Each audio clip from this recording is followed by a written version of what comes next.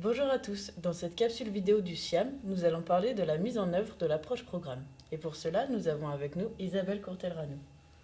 Bonjour, je me présente succinctement. Je suis ingénieure de recherche au service d'ingénierie et d'appui à la médiatisation de l'UBO.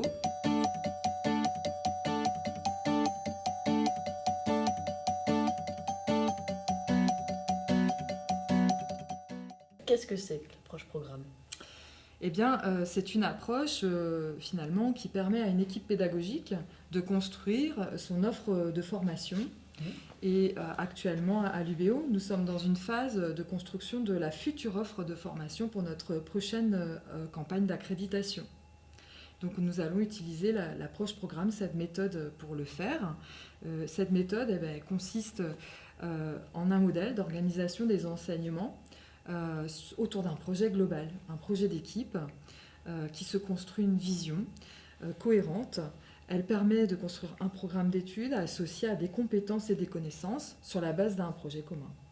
Et donc, que représente la mise en œuvre de l'approche programme? Cette mise en œuvre nécessite peut-être de changer un peu de paradigme par rapport aux habitudes que nous avions par le passé, de réfléchir par les contenus et la transmission des contenus. Dans cette approche, la proposition est de se placer du point de vue de l'étudiant et de ce que l'on vise chez l'étudiant. Et donc la formation réfléchie de manière collective se construit en fonction donc, de ce qui est visé chez l'étudiant et aboutit à l'élaboration d'un certain nombre de documents, de référentiels formalisés à différentes étapes du processus, qui permet aux équipes de pédagogie et puis de formation de se mettre autour d'un projet commun. Et donc, ce projet commun, quelles sont les grandes étapes pour le mettre en œuvre? Les étapes de mise en œuvre de l'approche programme, on peut les dénombrer par 6. La première étant la phase de bilan. Il se trouve que justement, au niveau de l'établissement, nous sommes en train, dans les composantes, de finaliser ce que l'on appelle la phase d'auto-évaluation de notre offre de formation. Des dossiers remontent actuellement. Tout cela sera observé par l'instance qui est chargée d'évaluer les établissements.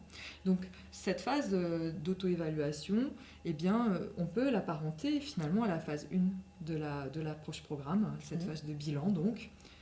Ensuite, on a une phase plus prospective, celle qu'on appelle la phase vision, où l'équipe projet, l'équipe de formation, pense, organise ce que sera ce projet de formation à venir, se met d'accord sur des valeurs partagées, sur des compétences qu'on considère prioritaires ou connaissances. C'est un projet qui se construit, s'élabore en prospective. Et ensuite, une phase de référentiel de compétences où là, concrètement, ce qui est visé chez l'étudiant va être formalisé. Ça va prendre la forme d'un référentiel détaillé qui est global à l'échelle de la formation et qui se décline année par année. Ce travail effectué, on entre dans une phase de matrice, la 4e étape. Cette matrice consiste à opérer un croisement entre ce référentiel des compétences et des connaissances visées et l'existant de la formation. Les fiches UE, les fiches EC vont être rebalayées et on va regarder en face de chaque compétence quels sont les UE qui censément permettent leur acquisition, leur développement. Dans cette phase, on peut identifier, par exemple, le fait que plusieurs UE permettent le développement de la même compétence et que peut-être il y a des redondances, et au contraire, parfois, on identifie des lacunes. Les compétences sont peu abordées dans l'ensemble des contenus de formation. La phase suivante consiste à se questionner sur la manière dont les étudiants vont être évalués. C'est un référentiel d'évaluation qui doit se construire de manière cohérente par rapport aux compétences qui avaient été définies en amont. Et enfin, la dernière phase, la 6e, consiste à élaborer le référentiel de formation, le parcours, les contenus, les modalités pédagogiques, tout le détail.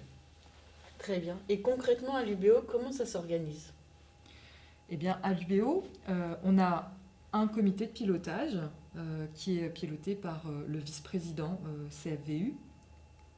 Dans ce comité de pilotage se trouvent des doyens, les assesseurs formation, les directeurs de services concernés. Ce comité de pilotage s'est réuni à plusieurs reprises depuis quelques mois et a été consulté sur la méthode à mettre en œuvre, sur les possibilités d'organisation de cette démarche au sein de chaque composante de l'établissement. Et puis au niveau local, il y a dans les composantes des équipes pédagogiques qui vont se trouver à mettre en œuvre cette approche, dans lesquelles il y a souvent un porteur, un pilote, un responsable de licence, de master, un copilote bien souvent, peut-être parfois d'autres enseignants très proches qui constituent un noyau dur, une équipe de travail qui engage la démarche avec les collègues. Et puis évidemment, tout cela avec l'accompagnement de 2 chargés de mission au niveau du SIAM, moi-même et une collègue. Ok, très bien. Et tout cela débouche sur quel type de livrable?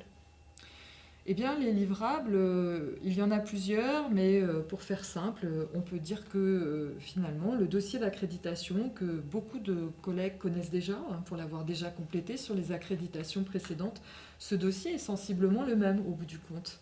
Il y a peut-être des livrables intermédiaires, par exemple dans la phase bilan, il peut y avoir des propositions de support qui aident le porteur à effectuer la démarche, mais au bout du bout, on va trouver certainement le dossier d'accréditation dans un format à peu près équivalent à ce que l'on connaissait. Et finalement, quel est l'intérêt pour les enseignants de s'engager dans cette approche programme?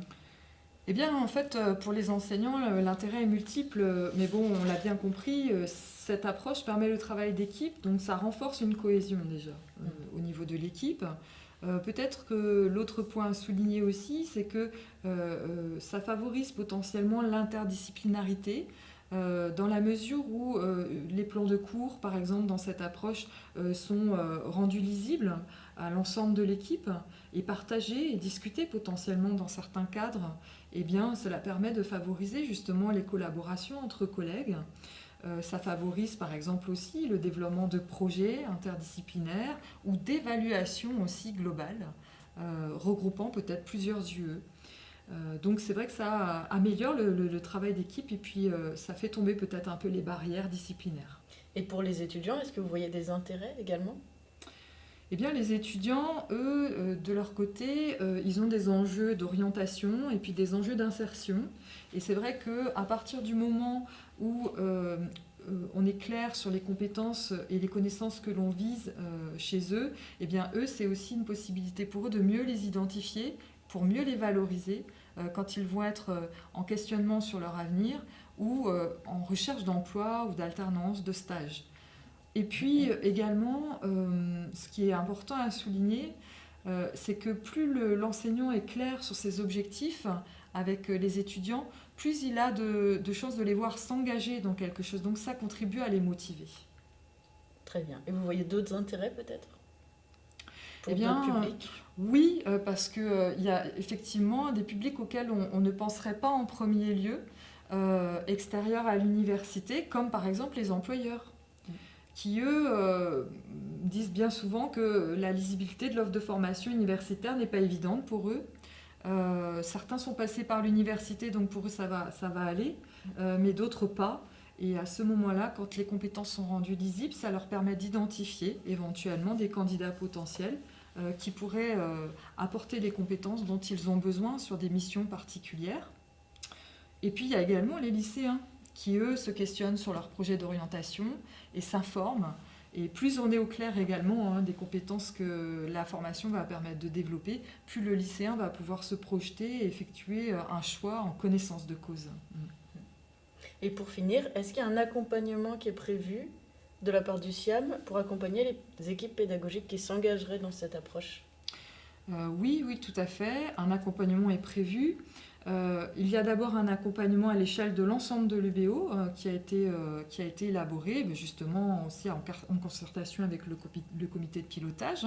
Donc l'offre de formation a déjà débuté. Il y a des offres de formation qui sont proposées à partir du mois d'octobre dans le cadre du plan de formation du SIAM. On a également élaboré un certain nombre de supports pédagogiques, de contenus d'information autour de l'approche programme. Et cela est accessible dans 2 espaces. Un espace sur le site internet du SIAM, un deuxième espace dans Moodle, l'espace d'enseignement à distance. Et puis au-delà de cette proposition établissement, Nous sommes également en mesure d'apporter des réponses de formation particulières, spécifiques, composante par composante. Et ça s'élabore en collaboration avec les doyens et les assesseurs formation. Très bien, merci beaucoup Isabelle pour tous ces éclairages. Merci Adélie. Et n'hésitez pas à retrouver toutes les ressources et les informations du SIAM sur notre site web.